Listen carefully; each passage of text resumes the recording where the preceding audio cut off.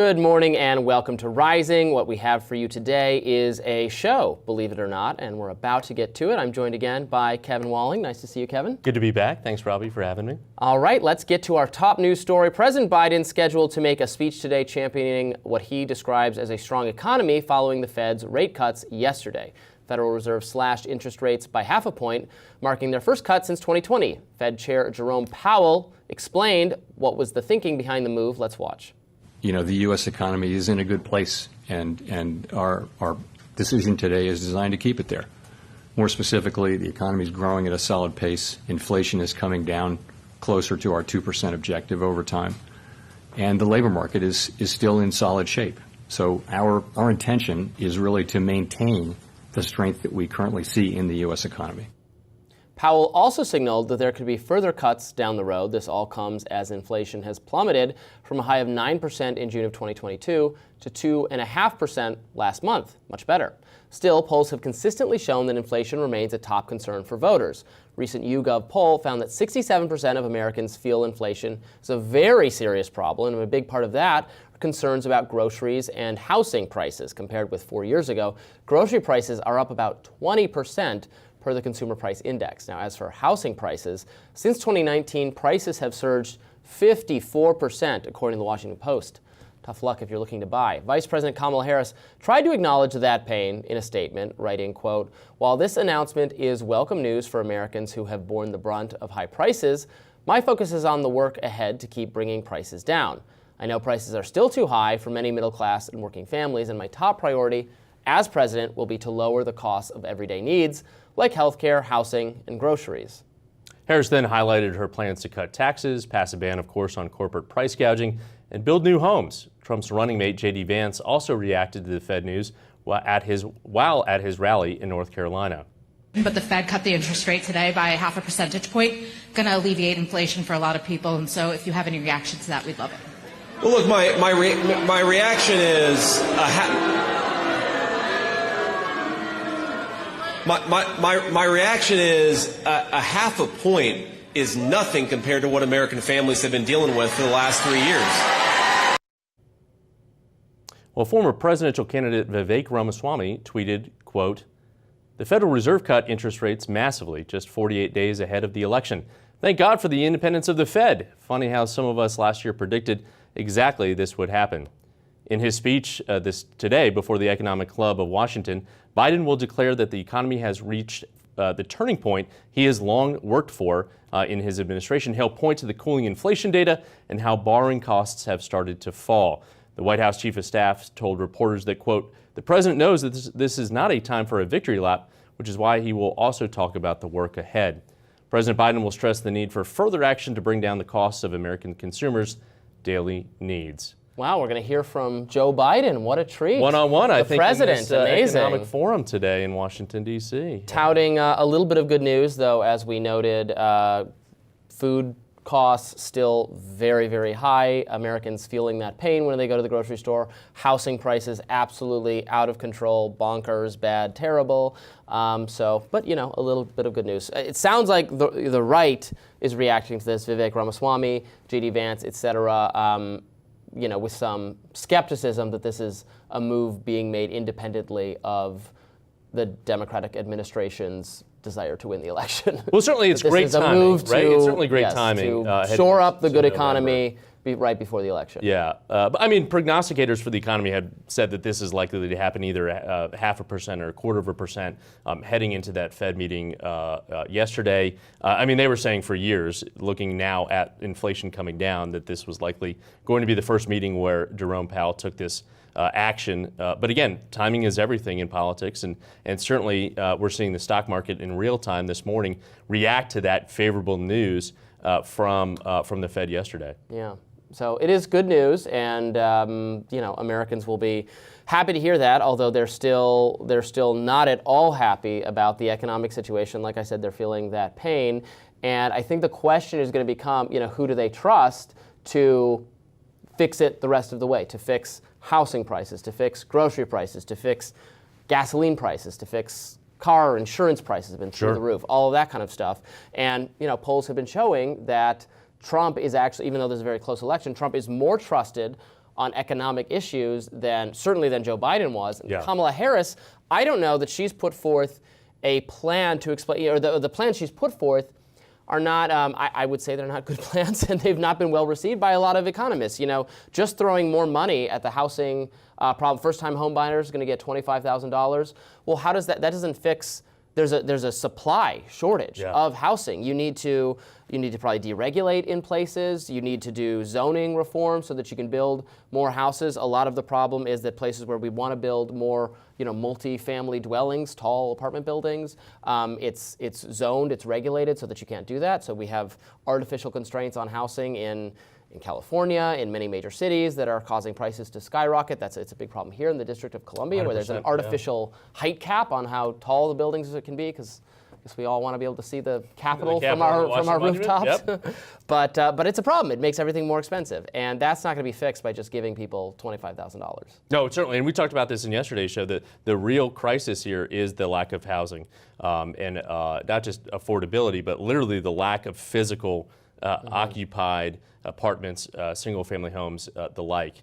And we have heard some plans from the vice president, heard some plans from the president, but obviously in that polling that we just shared, this is still top of mind, and it's something that people interact with on a daily basis when they go to fill up their tanks, when they go to the grocery store, and certainly I think the messaging is critical that we have reached that turning point, as Jeff Zients previewed about the president's speech today, but we're not there yet. And obviously we're still leading the world in terms of economic recovery.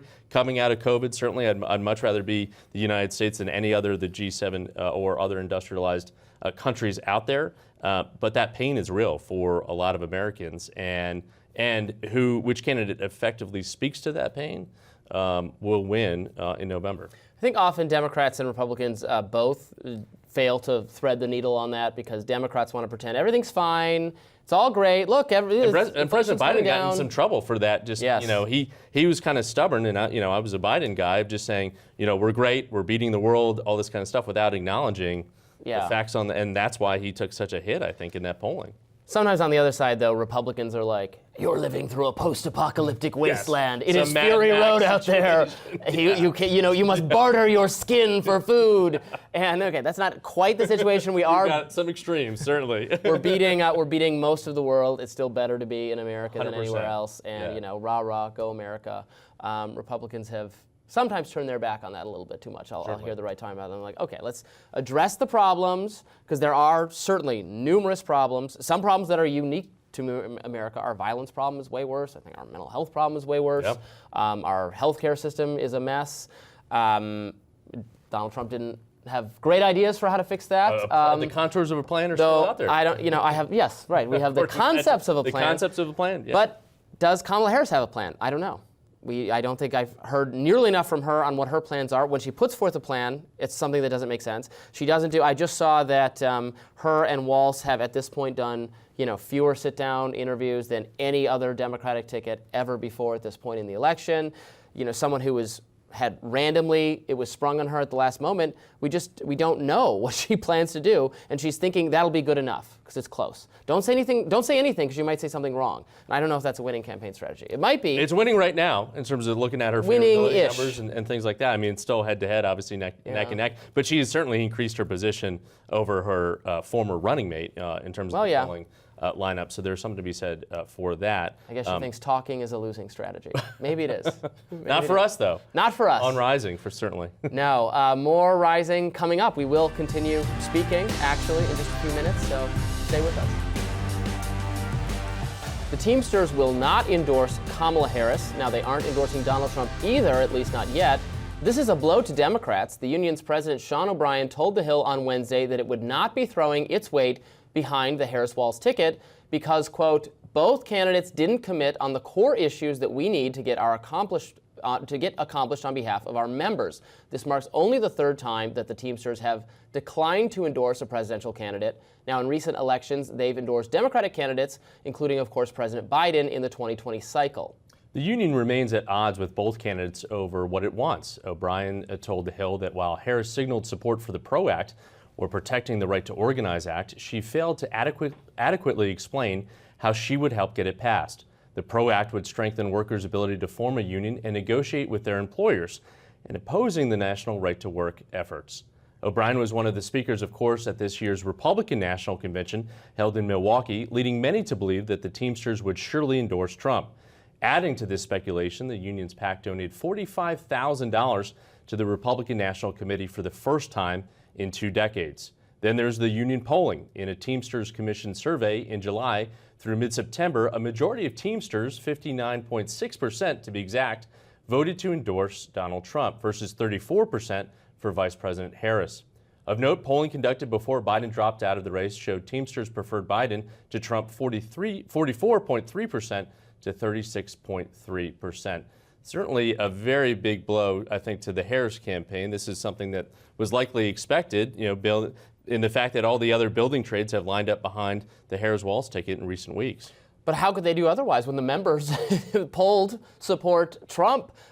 You might actually argue that they should have gone further and actually endorsed him, given that that's where the members are. I think this shows a couple things. I think this shows, in one way, the weakness of Kamala Harris as a candidate. Obviously, we've talked about some of her advantages and some of her polling certainly being better than Biden's. But one way in which she is not as strong a candidate, even as Joe Biden was, is that Joe Biden clearly had a better relationship with organized labor, a major constituency of the Democratic Party that I know has felt taken advantage of by Democrats for years, and now resulting in this situation. Reactions have been very interesting. Ted Cruz wrote on Twitter, "The Teamsters declining to endorse Kamala Harris is symptomatic of what we've already known. The Democratic Party is no longer the party of working Americans. The Democratic Party belongs to coastal elites who only care about climate extremism and radical trans ideology. If you're a working American who feels abandoned by the Democratic Party, the Republicans will welcome you with open arms."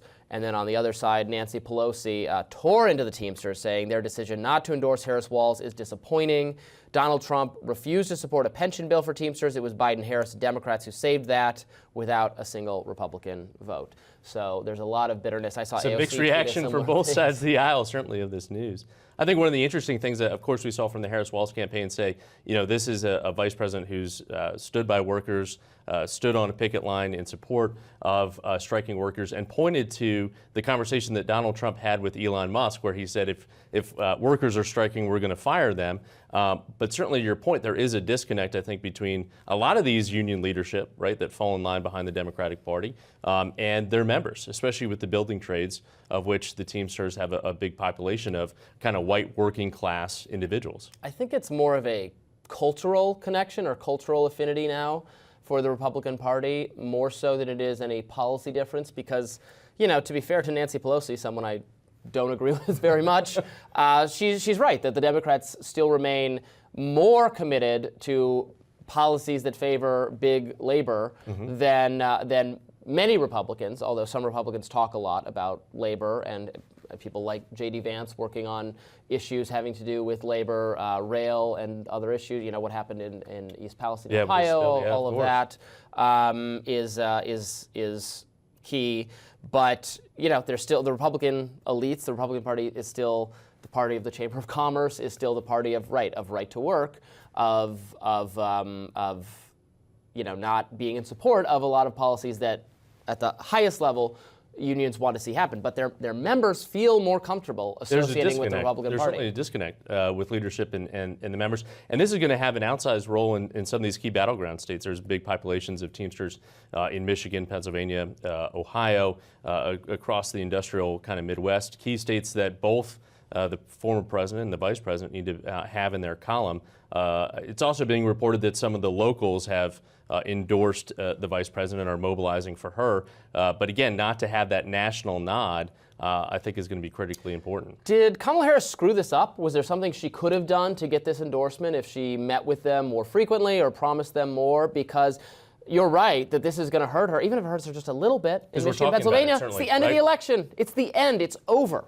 Yeah, and again, this goes back, the union has endorsed the Democrats over the last 3 decades. I think the last time was in 1996 when they didn't endorse Bill Clinton's reelection. I don't know. I think to your point in the intro, I think it's the longstanding relationships that Joe Biden had with organized labor that led to that automatic endorsement. He's certainly a different candidate. But I think the vice president went out of her way to, I think, court all of organized labor for the most part. This is the only national union that hasn't transferred their endorsement from President Biden to the vice president. I don't know if there's anything else she likely could have done. I think there's some dynamics with Sean O'Brien, the head of the Teamsters. Obviously, he took on a role at the convention in Milwaukee for Donald Trump. It was a speech. I was there on the floor. It was a speech that was widely panned because he actually, he said some supportive things of Donald Trump, but then really castigated Republicans for a lot of their anti-worker positions, right to work being one of them. But it's certainly an interesting, dynamic now, less than 7 weeks out from the election, because there's real mobilization that unions can do with their members, getting them to the polls and things like that. I mean, there's a lot of blaming going on from Democrats on Sean O'Brien himself, but I don't know what else he could have done, given that his members vote. Their polling, the survey is that they preferred Donald Trump. Well, this is not the only dissatisfied group within the Democratic coalition. I also saw just this morning that the uncommitted movement has refused to endorse Kamala Harris, although it's a little confusing. So these are, people who wanted you to vote uncommitted instead of for Joe Biden in the primary process as a protest against the administration's Israel-Palestine policy. They say now that they will not support Kamala Harris, but they do not want you to vote for Donald Trump because they say his views on Gaza will be even worse. And then they also don't want you to vote for third-party candidates because that will just help Trump. So then it's like, well, what do you do? Okay, I don't know. So you are supposed to vote for Kamala Harris. You're just not yeah. supposed to, take their word for it or something. So I was going. I got it until that last part. I mean, if you think that it's a genocide and you think that the Democratic Party's position on this is unacceptable and you think Donald Trump is going to be just as bad or worse, then I don't know why you wouldn't just come out and endorse like Jill Stein or Chase or the Oliver Libertarian candidate whoever. or something my like guy, that. Yeah. So, but they're saying don't vote for Kamala Harris, but don't vote for anyone else. Well, of course, and don't not vote. And don't so I not guess vote. vote for Kamala Harris. Yeah, write someone in, write in your spouse, I guess, on that presidential level. Yeah, it seems a little silly. I think there was a lot made of that dynamic in the primaries when Joe Biden was still at the top of the ticket running. Certainly, there was a good number of that population, especially in that Michigan primary. I think that's what we were talking about just a few months ago that voted uncommitted. I think with this guidance from that movement, though, I think it's really leaving it up to the individual voter to decide, and we'll see what happens. Let us know what you think. We'll be back with more Rising right after. Unfit to serve, that's what 111 former Republican national security officials said about former President Trump and why they wouldn't be endorsing him this go-round. In a letter released Wednesday, the 100-plus signatories pointed to Trump's, quote, dangerous qualities in having an unusual affinity for dictators like Russian President Vladimir Putin. The letter reads, in part, quote, as president, he promoted daily chaos in government, praised our enemies and undermined our allies, politicized the military and disparaged our veterans, prioritized his personal interest above the American people's. They added Trump's violated his oath of office when he incited the January 6 mob attack on the Capitol aimed at allowing him to stay in power after losing the 2020 election. Signed by the likes of former Defense Secretary Chuck Hagel, former CIA Director Michael Hayden, and a slew of other officials spanning the Reagan and both Bush's administrations, the blistering letter was not just a condemnation of Trump, the president, but an endorsement also of Vice President Kamala Harris. The letter reads, quote, we expect to disagree with Kamala Harris on many domestic and foreign policy issues, but we believe she possesses the essential qualities to serve as president, and Donald Trump does not. Social media lit up in reaction to the news. Former Assistant Secretary of the Interior Jeremy Carl posted on X, quote, the deep state national security officials love Kamala Harris. And journalist Philip Wegman posted, quote, included on this list are Michael Hayden and Stephen Slick, who also signed another letter in 2020. Hayden and Slick signed the infamous letter from former Intel officials claiming without evidence that the Hunter Biden laptop bared all the hallmarks of Russian disinformation. So I don't think this is going to be mattering all that much to most people. In fact, there are a lot of people on the right that say these officials, national security, former Reagan, Bush type people, led the Republican Party and the country astray in their foreign policy in the Middle East, the Iraq War, Afghanistan, and that it was to Trump's credit that he ignored them, that the fact that them booing him is it's good, he's right, is probably the reaction of many in the conservative circles. Yeah, certainly, and we've seen this dynamic play out between the kind of cold warriors, which I would put a lot of these folks in that camp. Cold War's over, people. William Webster, others that were the traditional kind of Reaganite Republicans, hawkish on national defense, at odds with that kind of Trump populist, interventionalist mentality, and we're seeing that dynamic play out in real time within the Republican Party. I don't, to your point, I don't think this sways a lot of rank and file voters out there in the country. I do think it maybe provides that permission structure, and we talked about this a week and a half ago, for some moderate Republicans out there, maybe those moderates that voted for Nikki Haley in some of those primary states, to then kind of make the pivot over to all the way to Vice President Harris. Of course, those endorsements, both the letter and some of the tweets that we read, weren't just anti-Trump, they were also pro-Kamala Harris foreign policy. So we'll see if that actually has an impact with some voting blocks. Right. You say moderate, but it depends, what issues we're talking about. I mean, Reagan was a dove compared to some of these people. He didn't start World War III with the Soviet Union. That's true. De-escalated a bad relationship with the Soviet Union. Program, yeah. For sure. He wanted engagement and diplomacy. Meanwhile, the people here who are mad at Trump, they're mad let's be clear what they're mad about. They're mad because they think he's not going to start World War III with Russia over Ukraine. That's what they're upset about. Is that a moderate position? I don't know that it's moderate to think we must give an infinite and endless supply of our resources, contrary to public opinion, contrary to this what the American people want on this issue, to support this conflict. I don't know that that is moderate. And now, it is true that if you hold that view, you used to be someone who belonged in the Republican Party from from the 80s, 90s, continuing up until about 5 or 10 years ago.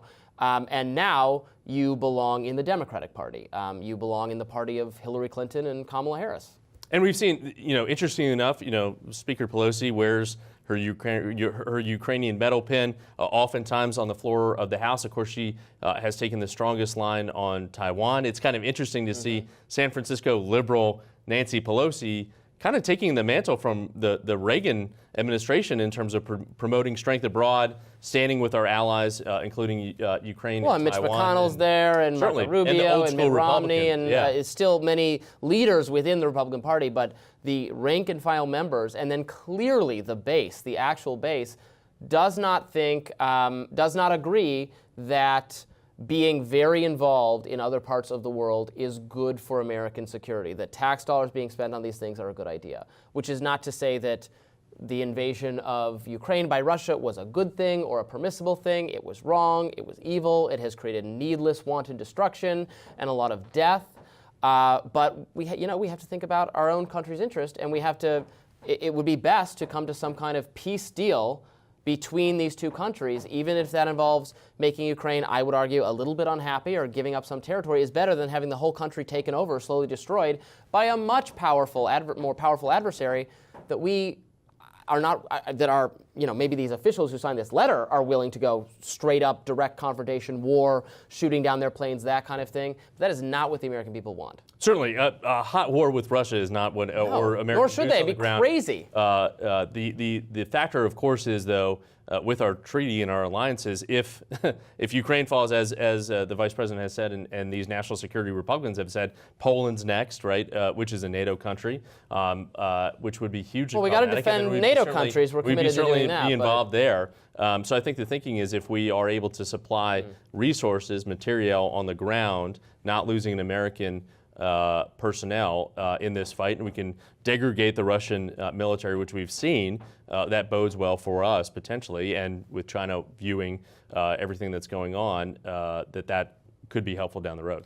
What about what the point Phil Wegman raised, that some of these people haven't they discredited themselves by claiming that the Hunter Biden laptop, and this was the basis for so much media reporting on how the laptop was disinformation and you could ignore it. They put out a letter saying it looks like disinformation. Then Politico published a story about that, and actually they went farther. The real culprit, I always remind our viewers, my readers, etc., the real culprit was Politico, because they put out a headline saying this letter says that it is disinformation, which is not Yeah. what the people wrote in the letter. But that became the headline. And then when Joe Biden was asked about it during a debate with Donald Trump, he was able to delegitimize the entire laptop and say, well, the security officials say nothing to see here. And Trump at the time, it's a great clip. He's like, well, wait, you're saying it's Russia, Russia, Russia again with this? And he was right. Because it's not Russian disinformation. Well, certainly hindsight's 2020, right? And to your point, that they. It wasn't hindsight. Some of us said I didn't think it was disinformation at the time because we're going to have a fake laptop repair store owner. I mean, it was a bizarre story to begin with. Yeah. Every story involving, speaking as a Democrat, every story involving Hunter Biden has some level of ridiculousness. Yeah. Certainly, and it was not out of the playbook, out of the realm of the playbook for Russian disinformation campaigns in the past. You rightly point out they had that caveat that it appeared to be, but certainly, mainstream media took it and ran with it, to the point of censoring some of the information out there on Twitter and other places. Now, do I think that swayed the election towards Joe Biden? Probably not, because I don't think a lot of Americans really care about Hunter Biden at the end of the day. They were exhausted with COVID and the incumbent administration.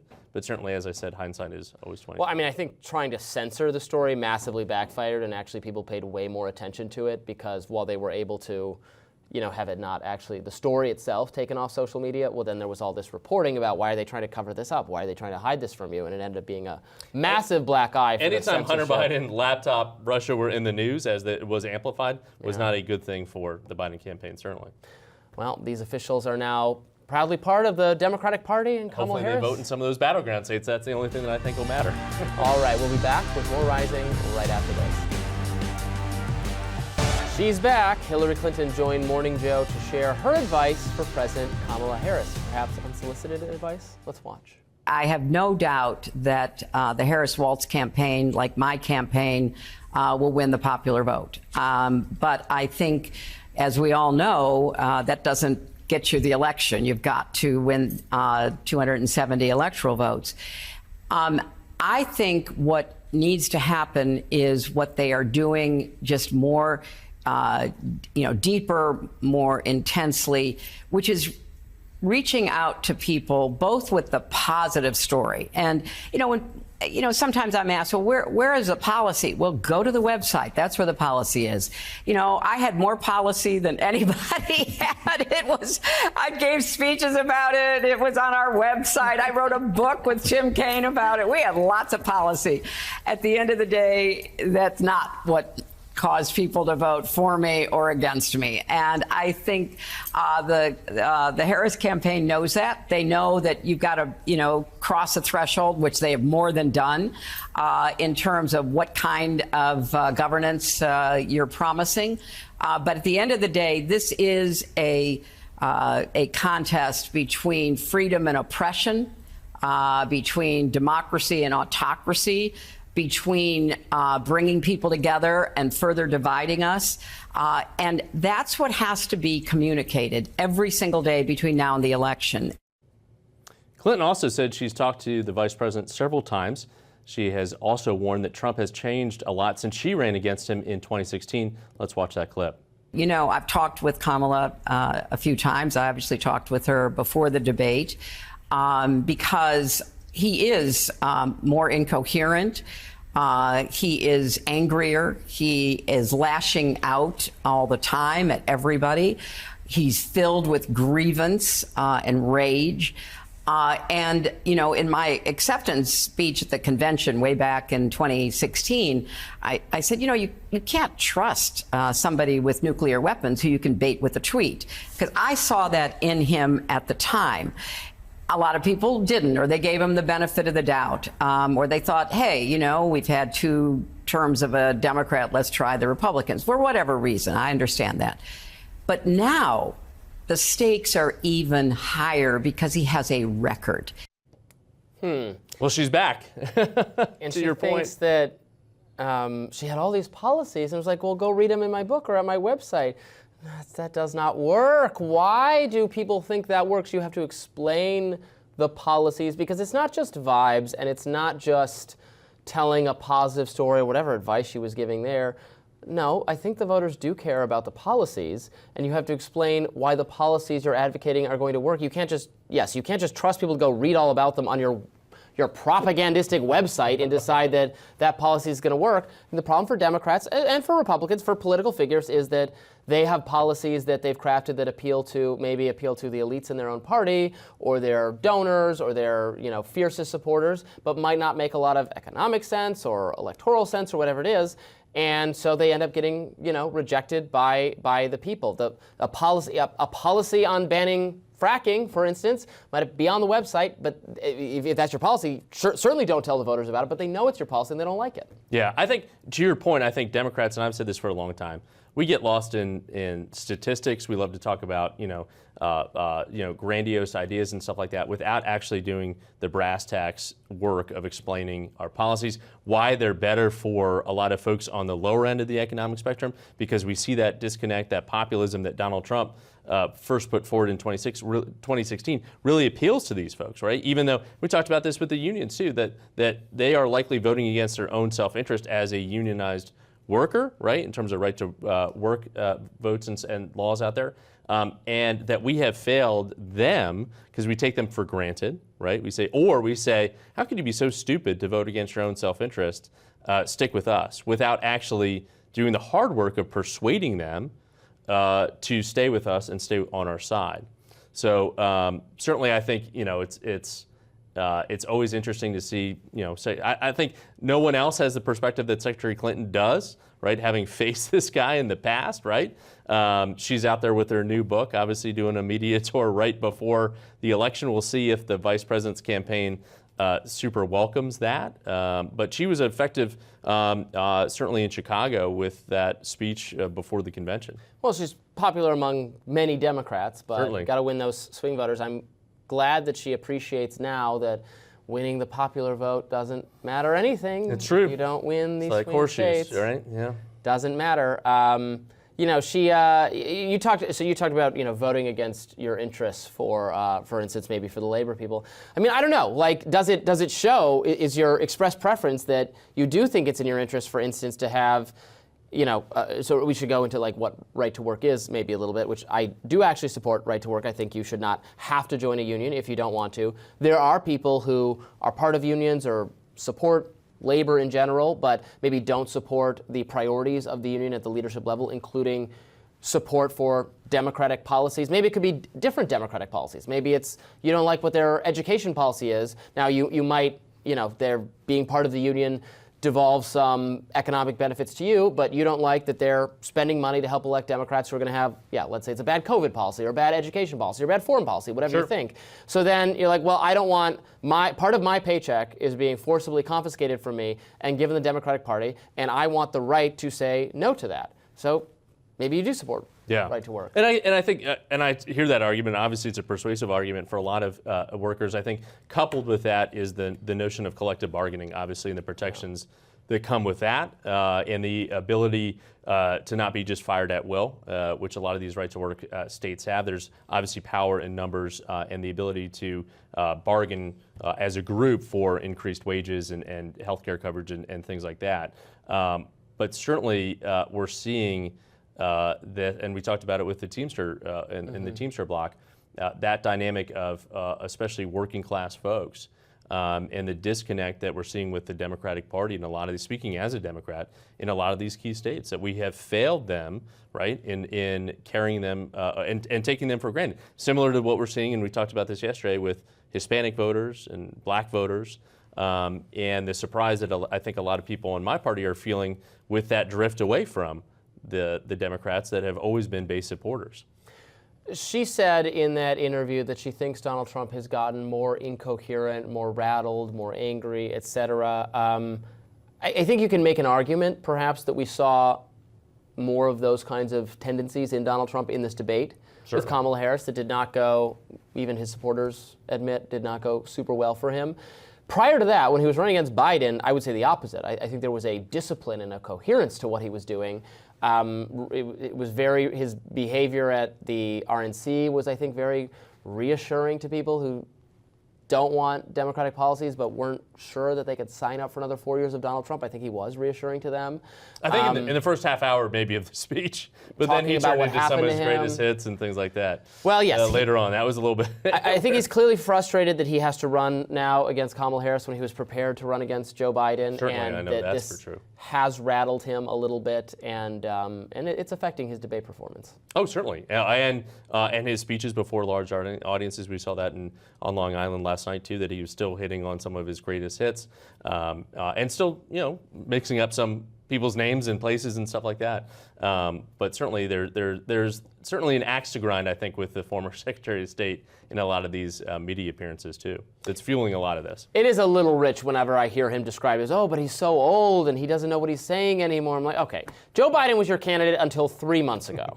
And that was way worse. And that was being totally minimized. So I have a hard time taking that criticism seriously. But we will continue to follow the exploits of the former Secretary of State and former Democratic candidate for President Hillary Clinton.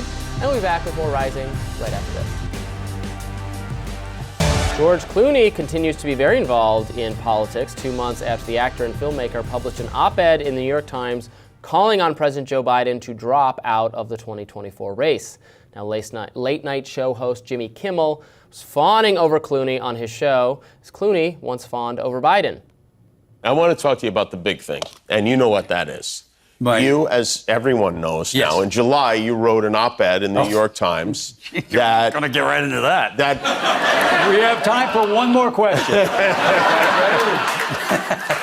And it may well have did actually change the world. I mean, it had an enormous impact on the presidential election. Right? No, I don't know that that's true. There was do. an awful lot of people. Yeah, it was, Listen, the bottom line is, as I've Let's now just get said, right to the bottom line. The bottom line is that it's very hard to let go of power, and President Biden did something really extraordinary. Clooney also responded to Trump's demand for Clooney to get out of politics and go back to television. Trump is a big fan of yours. I don't know if you've seen this, but he posted in July. So now fake movie actor George Clooney, he doesn't know that movies are fake, does he? I don't think so. Who never came Lecter close to making a great movie, is getting into the act. He's turned on Crooked Joe like the rats they both are. What does Clooney know about anything, says the host of Celebrity Apprentice. Clooney should get out of politics and go back to television. Movies never really work for him. I will if he does. So, Kevin, what do you think? Should celebrities have a place in our politics? And George Clooney is not just a celebrity. He is a major fundraiser for Joe Biden. He and his wife, a lot of the funding for Joe Biden. That's really why it was consequential when he wrote that op-ed saying that Joe Biden needs to get out. It's not because we just need celebrities to weigh in all the time. It's because he speaks for money that was going to be that was behind Joe Biden and that was drying up because there was a lack of faith that Biden could possibly win after the debate performance. And before it, when he had that event that George Clooney was involved in that LA, Barack Obama spoke, and apparently it was kept secret for a few weeks.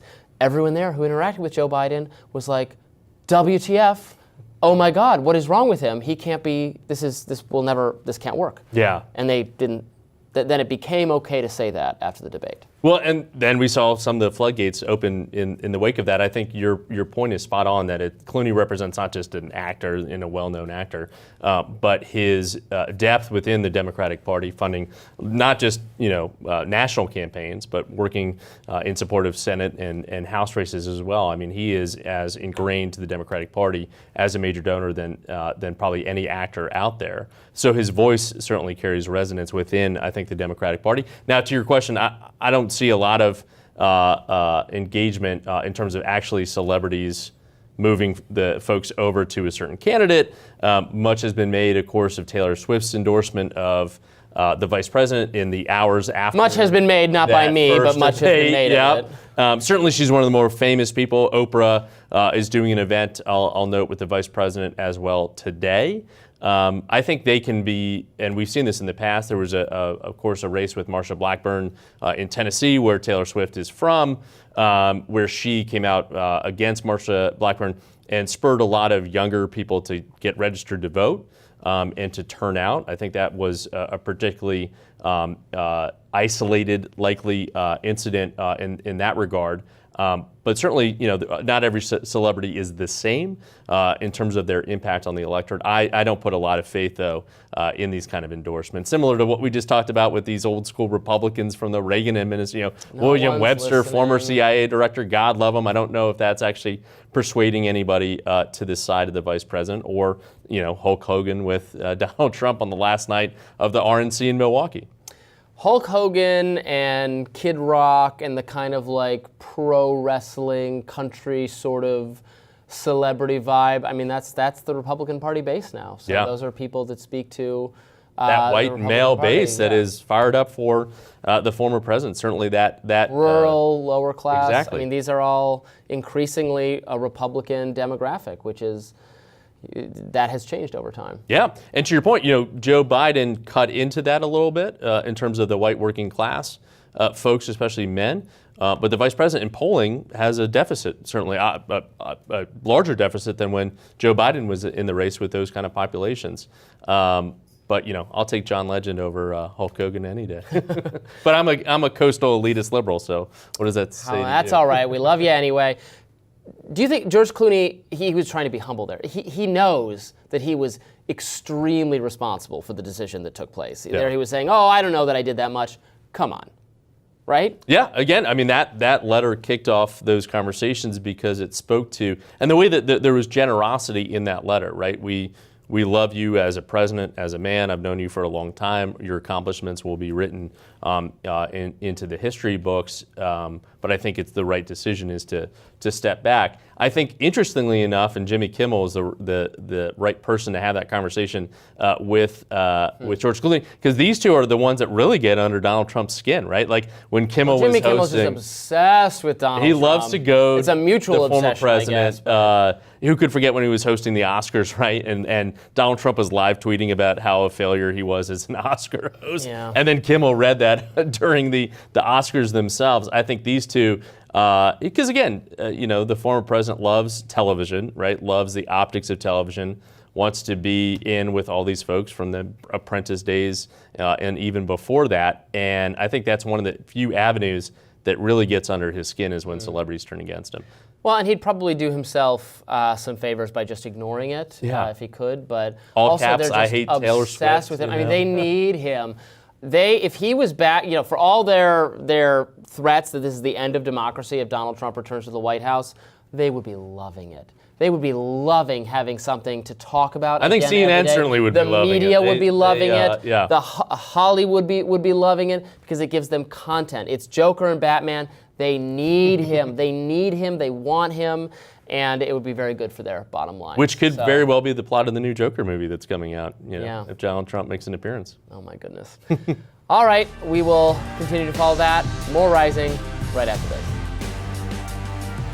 While the mainstream media has moved past Trump's first assassination attempt, Joe Rogan still has some questions. Let's listen to him and the Daily Wire's Matt Walsh talking about it. We've moved on like it never happened. Like it never happened in 2 weeks. In 2 weeks, they stopped talking about it. It's had no political impact whatsoever. Nuts.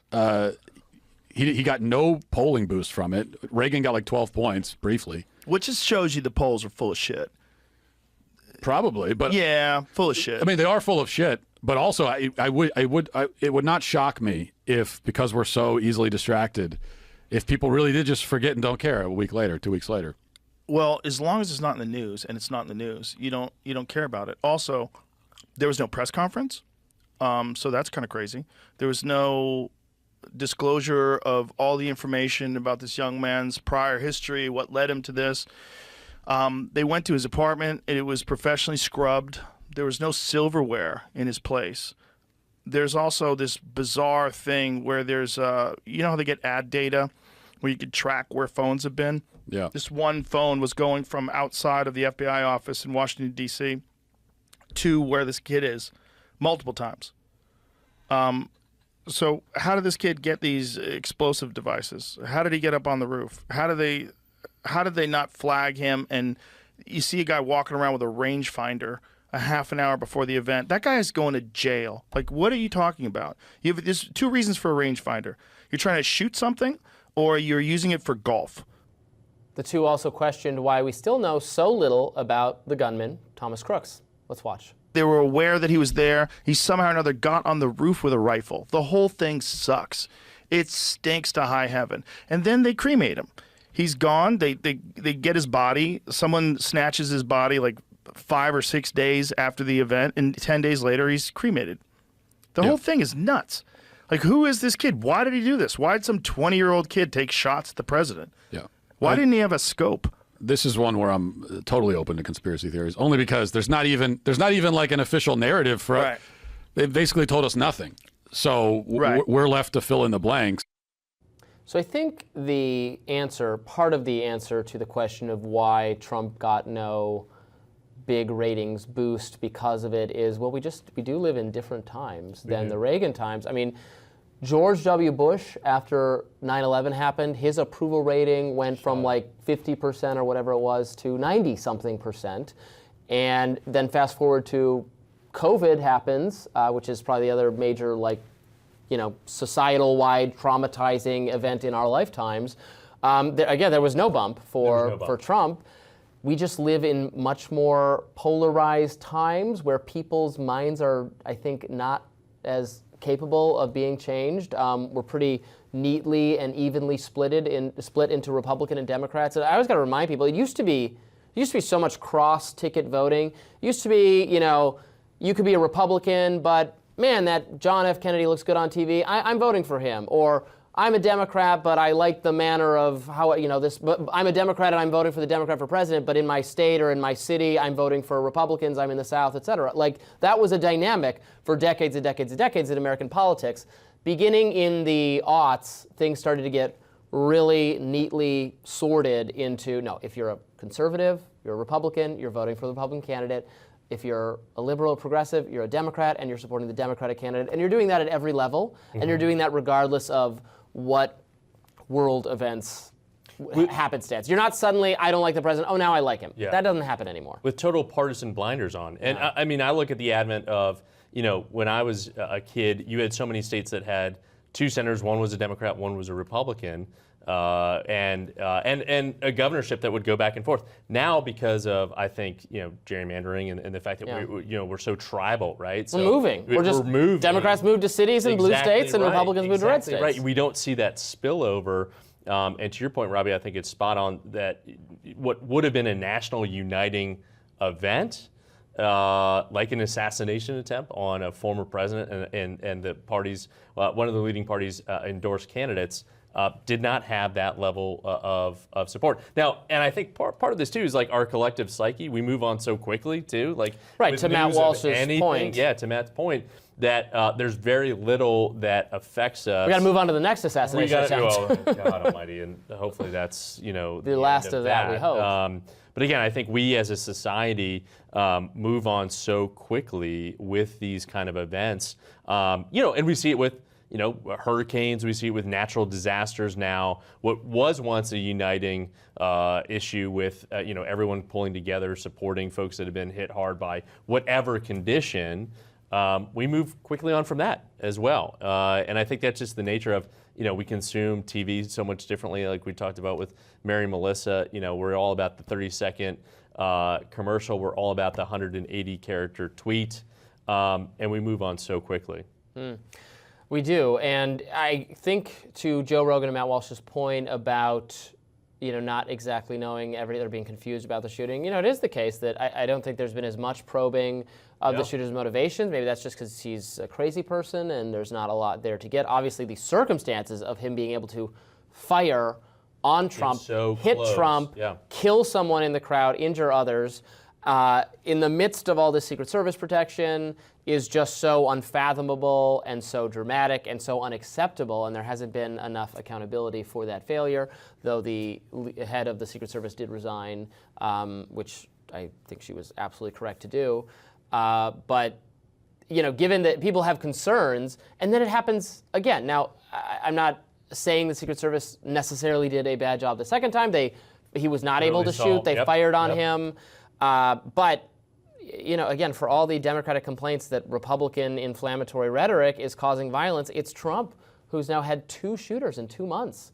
And this cannot go on. And people are still going to be angry about politics. So whatever steps need to be taken by our government, by our Secret Service to keep our political candidates safe, that needs to happen. Well, and we're also living in a much different age. I think, after the Reagan assassination attempt in 1981, obviously the Secret Service took a cold, hard look at themselves, right, in terms of presidential protocol with crowds, things like that, secure exits and entrances. And I'm hopeful that coming out of these 2 attempts, that more reform will be in place in terms of the security apparatus, right? The fact that both of these individuals had long-range weapons, right, which is a new, not a recent phenomenon, but a new phenomenon with these assassination attempts, that your perimeter has to be much larger because Clearly. of the lethal nature of these guns that can shoot at a much more farther distance. And certainly, I think, the former president loves to play golf. That's a really tough thing to secure, right? Think of just golf courses in your own experience, and just in terms of the size of that land. These rallies that both candidates have been massive in terms of the people there. They put up that bulletproof glass for both the vice president and the former president in the wake of that Butler assassination attempt. But we've got to stay vigilant, and it's got to be bipartisan. I'm so pleased to see Democrats equally as enraged as Republicans, especially in Congress, about this attack on the former president, and just how close we got to losing him, literally. And he talked about this at his rally in Long Island. Again, just that the pivot of his head prevented a much more serious situation. Well, I heard him Trump talking about it on Fox News, maybe it was last night or the night before, with Greg Gutfeld for Gutfeld's show. Yeah. And Trump pointed out, I've never really thought about it this way.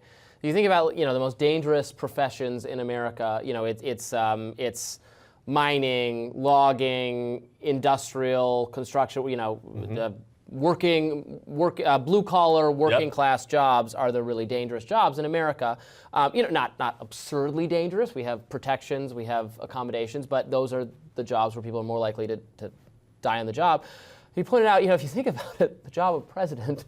We've had 4 out of 46 have been killed. High percentage. Which is, I can't quite do the math on that, but that's like 8-ish%, 7 or 8%, I was I a think. liberal, science major. Yeah, I'm doubling it. If it was twice, liberal arts, it's about that. Yeah. But no, that's not that. That's going back to the that was just Lincoln, Garfield, McKinley, and Kennedy are the 4 who were assassinated, and then a few others died in office but did not were and also killed. Not counting the attempts too on Teddy Roosevelt, on Ronald Reagan, on Jerry Ford a number of times, and now sadly we've added Donald Trump to. And just when we think we're past this, and this is something that we see certainly in other countries as well. Of course, we've had our own trauma with assassins in the past. Just when we think we're past that as a country. The fact that we haven't seen something like this since Reagan in '81 says that we're not fully there in terms of civilization for our country. We got to be prepared. More Rising right after this. For politics junkies of a certain era, the television show The West Wing was must-watch TV. The characters, plot lines, and intrigue often true to life, seemingly 25 years later. Yes, 25 cast members are planning to reunite tomorrow at the real West Wing, just down the street.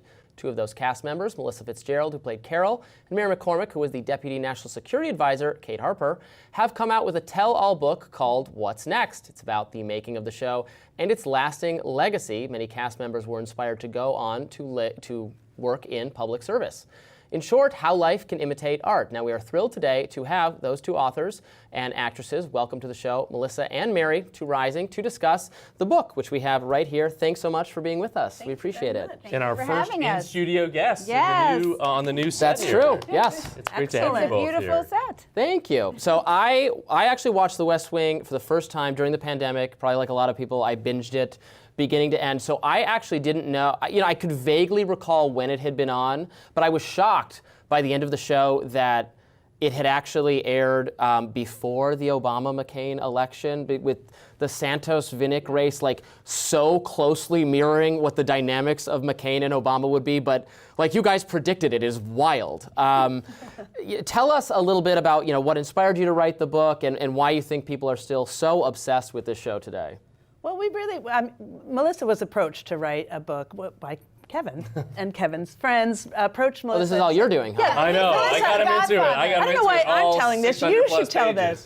Well, you Kevin two should tell this. Kevin's the godfather of this book, and that when we say it in the book. And so Kevin, you and I ran into each other at an event, and it was right before the 20th anniversary of The West Wing, which you knew and I didn't at the time. I reminded her. And then what did you say? You said, you called me? I said, you've got to write it. I said, you're the perfect person to write a book. You were on every season, CJ's assistant Carol on the show, and you were so close to all of the cast members. There's still a cast member text chain that goes on with everybody on it, united by service and getting together. And I was like, you've got to write the book. And that was a conversation 5 years ago, and it finally came out in August, and it's a New York Times bestseller for the last 4 weeks. Yes, it is. We've been so lucky. And really, Mary and I, when you first approached me about doing a behind the scenes, I thought it really has to have an element of service in it for me to want to do it. And then, of course, Mary and I have sort of been the two who have been together in service with the rest of the cast over the past, over 25 years. And, but when we really talked about writing the book together, it was at Alice and Janney's birthday party, November 2019. And, we thought if we can tell this story, the behind the scenes story, the story of the show, through the lens of service, which has been the connective tissue that has really deepened and strengthened our friendships over the years, that's something we could get behind. And cut to 5 years later, here we are. We were overserved at Alice and Janney's birthday. Because that's when you agree to write a book, when you're not an author.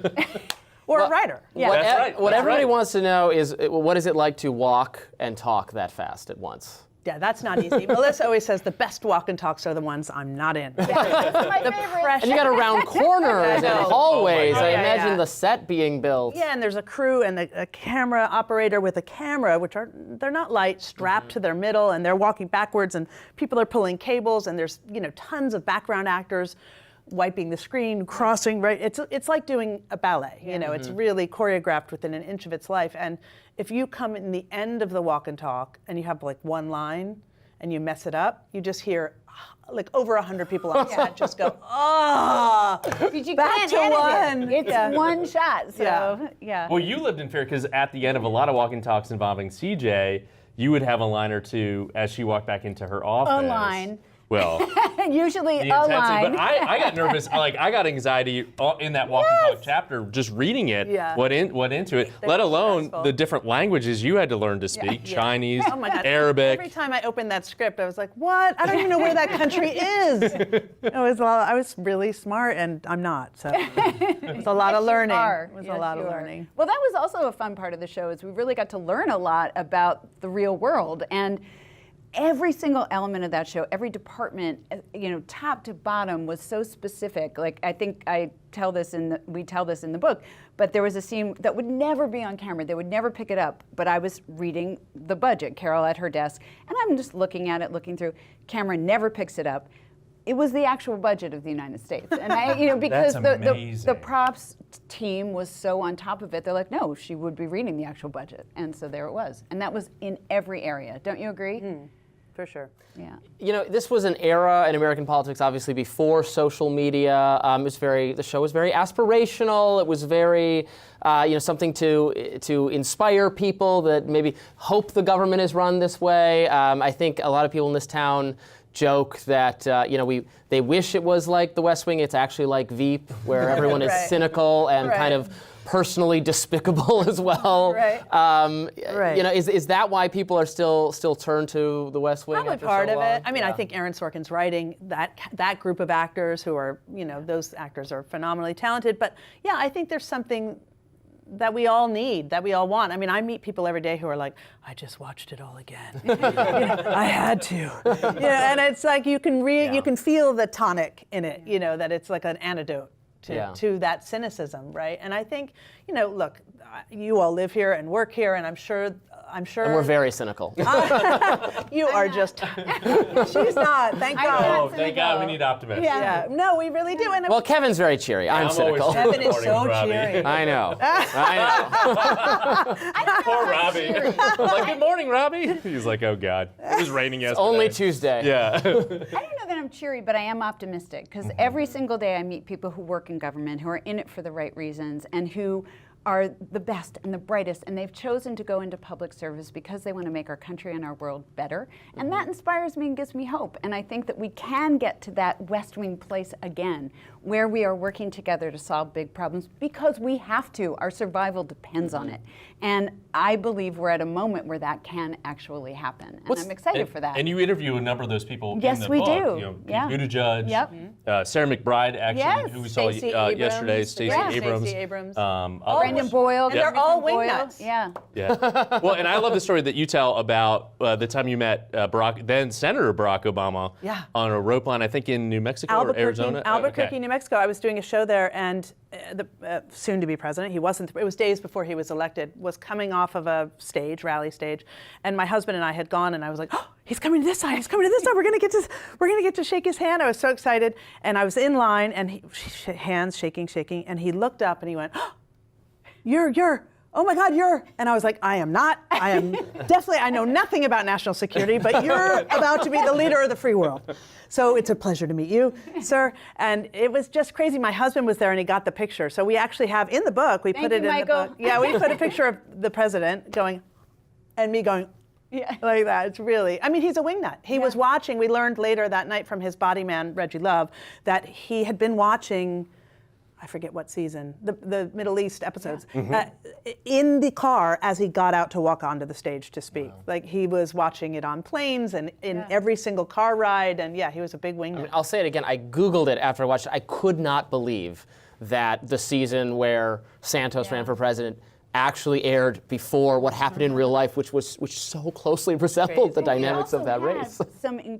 We had a number of incredible consultants who worked in politics, so they were in Lawrence the world. O'Donnell. So it was prescient in some ways, but in other ways it was insider information, like experts. What's it like to portray characters who are, I think, so closely associated with, like I feel this way about Julie Louis-Dreyfus when she makes an appearance at the DNC or something, like, oh, it's Selena Meyer, or the people from Scandal, like just so closely associate with their political characters now.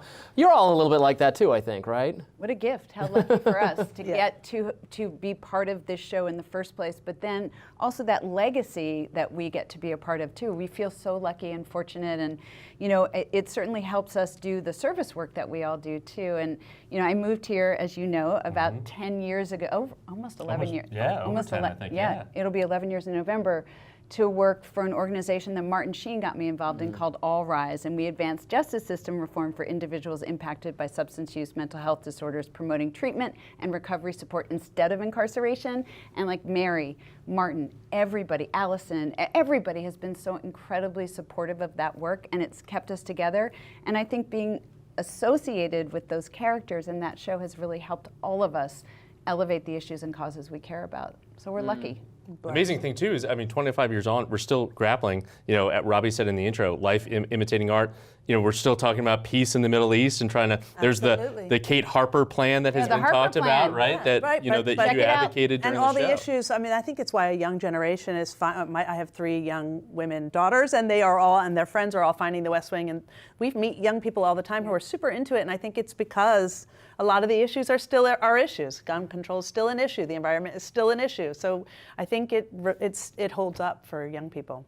There was also something very different about that era of television. Now with streaming and everything, we consume so much of it all at once, and that's how I saw The West Wing. I binged it over the pandemic, but there was a lot of I was big into Lost at the time and 24. You would tune in every week, and then you would spend the week, talking about it with your coworkers or your fellow students or whatever it is. Appointment television. Yeah, and that has changed, and I would say maybe not for the obviously we have a lot of very quality shows now, but I do miss that era of having to actually wait for the next. And was it, the process of making it was probably different that way, or on a more expanded time period back then? Well, we did 22, and now there's no one does 22. Right, there's so many episodes. Oh my God. That So feels- for us, it was almost our whole year. Now, if you do a streaming series, you like might 6 work or 8 episodes. 3 months. Yeah.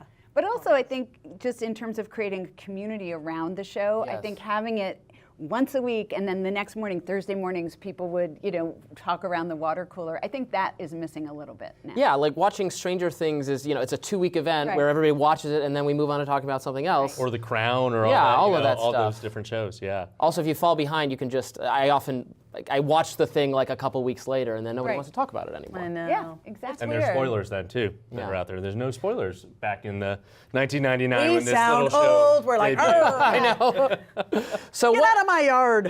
So are there any lessons we can learn from the themes of the West Wing to apply to our current politics, which are so, divisive and unpleasant? This is where you go to Melissa. All right. No, I think what I said before. I think about working together, and you can disagree, but if the goal is to make our country better and stronger and to solve the problems that we need to solve, we don't have a choice. We have to solve these problems, and we need to work together. We need all the talent, all the intelligence to solve these huge problems, and the world is counting on us to do that. So we must.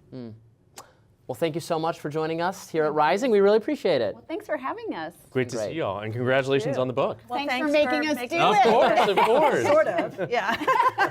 That does it for us today on Rising. We'll be back tomorrow with the Friday edition of our show. Be sure to like, share, and subscribe so you never miss any content. If those of you who like to listen while on the go, we're available anywhere you can find podcasts.